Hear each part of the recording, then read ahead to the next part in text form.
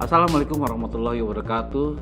Saya AKBP Alfian Lunas, Kapolres Palopo, mengimbau kepada masyarakat Palopo, khususnya generasi muda, untuk menjauhi balapan liar yang sering terjadi di wilayah kota Palopo yang kita cintai ini.